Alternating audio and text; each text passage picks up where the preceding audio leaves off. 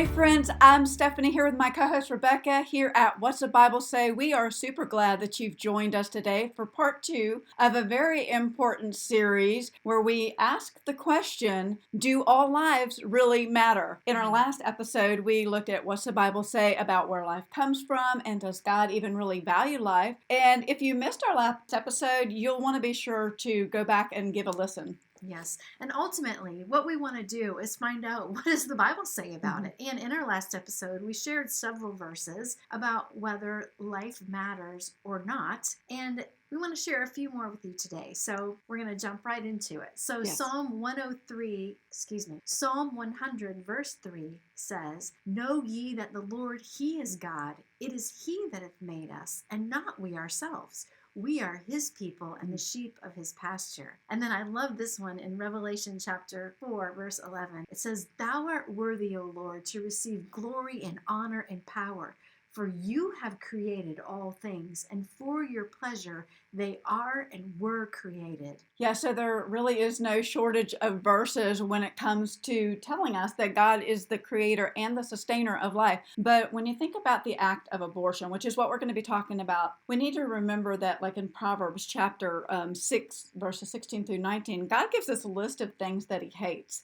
He says 6 things that I hate and 7 are abomination to me. But he says that he hates hands that shed innocent blood. And I can think of no more innocent blood than that of an unborn baby in a mom's womb. That's so true, yes. So let's discuss, why does this even matter? In our last episode, we shared a few examples, but today we get to hear Stephanie's story. And I just want to say that I think it's so amazing that God can take something horrific and terrible and he can make it into something beautiful. And I know, Stephanie, that this issue of life is personal for you. He specializes in making beauty out of ashes. And so, yes, it's super personal for me. As we talk about life and we talk about abortion, and I look back at my history, I was the result of a brutal rape. My mom went on a date with this guy, and she was getting ready to break up with him, and his anger turned into rage, which turned into this horrific, brutal rape. She was attacked, and I was a result of that. Wow. And so it's super personal to me. But when I was 27 years old, I got to meet my birth mom, and she is was such an amazing woman. She's gone home to be with the Lord. She was this phenomenal prayer warrior. Wow. And just getting to know her was such a gift to me. But I remember, her talking about giving me up for adoption. And she said that the hardest thing that she ever did was to place me into the arms of another woman. And so I kind of was curious because I wanted to know, did you ever consider abortion? And back then, abortion wasn't necessarily legal. However, for the exception of rape and all other things that they can come up with, you could go to the hospital and have an abortion. And I asked her if she considered it, and she said absolutely not. Aborting me would have been giving me the death penalty for what the rapist had done to her. And so my mom understood that a life is a life regardless of how that life is conceived. And I think about people who choose abortion. Abortion doesn't lessen the pain of a rape. It actually intensifies one tragedy on top of another. You're just kind of multiplying the pain. So when I speak at pro-life events, one of the things that I focus in on is the ripple effect, because it is tragic that a life is lost, but it's not just that life that's lost. It's the ripple effect after that baby's life. You lose that baby, you lose the impact that life will have, you lose the voice that life will have in this great big wide world. But it's the generations that are lost because the baby is aborted or the baby's life is terminated at that point. And so if my mom didn't choose life, I wouldn't exist. And my little voice and my little small impact in this great big wide world would not be here. It would be lost. But not only would my influence be lost, but my husband's life would be very different. Yes, for sure. And my sons, Carl and DJ, they wouldn't exist, which means their wives' lives would be very different. And my granddaughter, Caitlin Jewel, she wouldn't exist. And I can't imagine a world without Caitlin, Carl, and DJ. And I can't imagine what Leah and Christina's life would be like and Donald's life would be like. And I want to say, I wouldn't have my sweet friend Stephanie if your mother. I'm super thankful that your mother chose life. I am too. Thank you. Yeah, I know. And I don't know, it's just a ripple effect that people don't consider, that it's not just one life. And what if I don't, but what if I was able to have the cure for cancer? I mean, one of Right, these babies that right. have aborted might have had the cure for cancer, might have had, some kind of breakthrough that we're missing out on. That's right. So, and then you think not only of this life, but the multiple ripple effect of the generations Mm-hmm. that have also been lost. The influence that could have been had by one baby. The latest statistic from 2022 is that 64,443,118 babies have been aborted since 1973 in the United States alone. Oh, wow. So I know that we've talked about this on the previous episode, but it really bears repeating. The right to life is given to each of us by God. Mm, That means no one has a right to infringe on that right to life. that's right. And I feel like if they do, they're committing not only a moral, but an ethical crime against human beings, against humanity. And so Yes. it matters because a child's life should not be a choice. The vast majority, really over 95% of abortions are what are considered elective. And if you don't know what Mm, elective means, that means that people are choosing to take the life of a baby that they're carrying because of things like their finances. Maybe mm, they don't have a lot of money. Maybe the baby would interfere with their career plans or their educational plans mm, or maybe even relationship plans. Sometimes it's a result of an affair or infidelity, mm, between relationships, and the woman doesn't want the man to find out, and so abortion is her way out. mm, Or maybe the mother's too young, which I can really mm, relate to that, and I'll talk about that in a minute. But maybe she doesn't want any more kids. So mm, there are a multitude of reasons, and I understand firsthand. Some are pressured, so I understand what that can be like when you're pressured to have an abortion. When I was 17 years old, I was pregnant with my son Carl, and mm. somebody very near and dear to me had a big influence on my life. Looked at me one afternoon and said, "Stephanie, have you ever considered terminating the pregnancy?" Mm. And I thought, no, absolutely not. Because I realize that a life is a life no matter how old you Mm. are, no matter Praise how God. young you are, no matter how that life is conceived. And I cannot imagine life without my son Carl in it. Wow. Yeah. He's an amazing man. He's the most witty man. He's hilarious and love him dearly. So I can't Yeah. imagine life without him. Wow. Yes. And for women who cry out for choice, I think it's important to understand when to make that choice. Yes. And that choice is before you become sexually involved or active with someone. And if you don't choose to abstain, then you've made your choice. And if you find yourself with child, then now you have a responsibility of another person's life. And a baby's death should never be the result of a couple's casual sexual relationship or because having a baby is inconvenient. And I'm so thankful, Stephanie, that at a young age you understood that Yeah. somehow you knew that was wrong. Yeah, I'm so thankful because I wasn't a Christian at the time, but I'm so thankful that the Lord, kind of guided me to Guided make you. the right decision and to choose Right. life, even though it was hard. It was hard being a Yes. single mom. Oh, I'm It sure. was hard raising a child when you're a teenager, but Mm. God equips you for it, even though you might not be ready for it. And, you have to take that responsibility seriously and the life Yes. seriously. And I want to kind of backtrack and talk about those who talk about the exceptions to a mother's life and to rape or Mm. incest. And if you're like me and you were conceived as a result of a rape, this is really super, personal, Yes. because pregnancies that are as a result of a rape are really only less than actually 1% of all pregnancies Wow. that occur. So when we're talking about those pregnancies, we also need to remember that even if they are a result of rape, that a life is a life, That's no right. matter how it's conceived. It doesn't change the fact that a life is a life. And Right.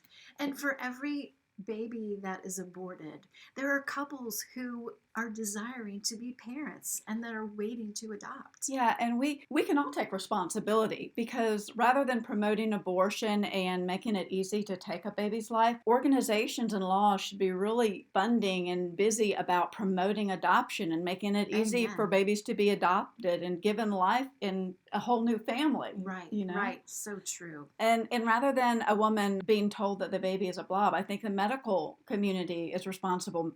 The staff should be responsible and required to tell women the truth. It's not a blob. It's a baby. It's not health care when one patient or when only one patient comes out alive. That's not health care. And a doctor's Hippocratic oath, his first oath is do no harm.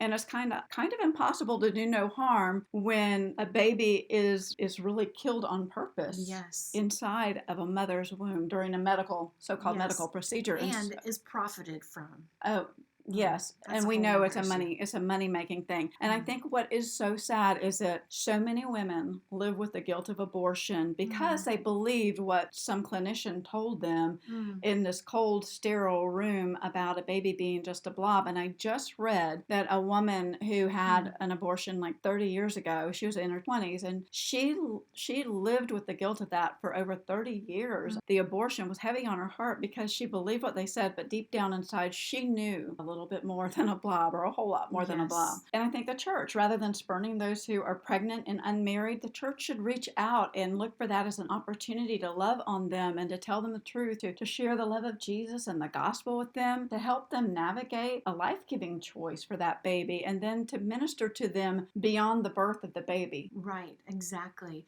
And rather than fighting for choice, we should be teaching purity and fidelity. Oh, goodness, yes. And teaching responsibility and consequences, which actually at the end of the day is what God designed to make us our best person. Yeah. And the abortionists are really great at branding themselves. Yes, they are. They brand their billion-dollar money-making machine. They call it pro-choice instead of pro-abortion or pro-death. It doesn't change what it is. No matter how they brand it, they can package it and make it look all pretty and with a bow on it and on top and fight for women's rights. But it's the barbaric ending of a human life. Yes. And we need to talk about what it really is. Right. That's so true. So all of those things are very heavy. This matters because why, Steph? Well, it matters because all human life is precious. It's precious to God, and it's a gift. And no one should have the right to be able to slaughter or euthanize another human being on the altar of choice. We think, you can't see the baby in the womb, and yet that was done outside the womb. It would be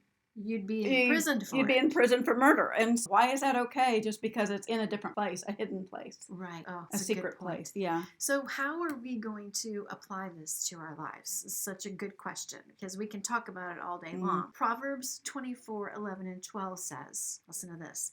Rescue those who are being taken away to death. Hold back those who are stumbling to the slaughter. If you say, behold, we did not know this. Does not he who weighs the heart perceive it? Does not he who keeps watch over your soul know it? And will he not repay man according to his work? And God calls us to be more than silent or frustrated protesters. And yeah, protest, but we can't be silent. We're called to be active defenders of life. We are called to protect and value all life. We should speak up and speak out against the barbaric killing of innocent children. We can call our representatives. We can speak out against unjust laws that they're trying to pass on the books. Pay attention to the laws. What are they tucking in between the pages there, and make sure there's nothing that's going to harm life. We need to protect the unborn and the vulnerable and those who stand in need, the weak, who can't speak for themselves. Yes, we can volunteer. We can go to crisis pregnancy centers to volunteer, to homeless shelters, to nursing homes, to hospitals. Here in Jacksonville, there's a lot of wonderful organizations. One is called Family for Life, and they send out an email that lets you know what's going on, where you can get involved. Those are all good ways that we can actually do something about this. Yeah, and we can also invest in ministries and organizations that are, like I said, on the front lines in the fight for the unborn. Listen, they need money. They can't do this without your funding. So invest. And here's another thing that's very, very important. We also need to help women who have had an abortion to find that forgiveness and that peace through Jesus Christ. I love what First Coast Women's Services teaches. When I was a part of a single mom's ministry, I went to meet with First Coast Women's Services, and I was so impressed and grateful for the ministry that they have. And one thing that they shared with us is that they always tell women that if they've had an abortion, that God is on the other side of that abortion, that He does not hate them, that he's standing there with arms open, loving them. And that is a lie from the enemy. If you've had an abortion and you feel like God hates you, that is not true. He loves you, and he desires for you to find healing and peace. That is such a powerful statement and a truth to teach people Yes. who have experienced an abortion. And there are a multitude of ways that we can make a difference. But I think one of the things that maybe we forget, but I don't want us to forget, and that is to pray. I want to share a story as we close about the power of prayer. In our largest local crisis pregnancy center, they started sending out prayer request text messages, and those text messages included the request, and no names were given, but like initials. And when I met with the director of development, she shared with me that when they started this prayer text, that they found that there has been a 40% reduction in those who choose to abort since they started that. Wow. And so yes, be actively involved. Amazing. I know. I mean, prayer makes Wow. a difference, right? Yes, it does. We need to pray. And I don't know. I know for me, sometimes I don't think to pray for those organizations, to pray for, That's right. the women that are in there. But I love getting those texts. So if you haven't signed up, get the text. I'm going to do that. I have not. I'm going to do that. Very powerful to be able to pray for them like that. So yes, be actively involved in making a difference. But above all, let's be sure we pray and understand that it's God alone, who can change the heart of a person, a woman who's standing in the need of or in the crossroads of making a decision for life or death. And if you're considering an abortion, maybe you know somebody who is, you're struggling with an unwanted pregnancy. We encourage you to contact First Coast Women's Services here locally if you're in Jacksonville. Maybe the Emergency Pregnancy Center on Oak Street or the Nest. Those are all great places. You can go get a free pregnancy test. You can get an ultrasound. They can help you with healthy options for your baby's future. That's awesome. Life is such a precious gift, and I'm telling you, it's worthy of every bit of strength and effort that we can give to protect it. Amen. Well, thank you so much for watching or listening today to What's the Bible Say Part 2. And if you need to listen to Part 1, then you can find us at what'sthebiblesay.org. You can find all of our episodes there.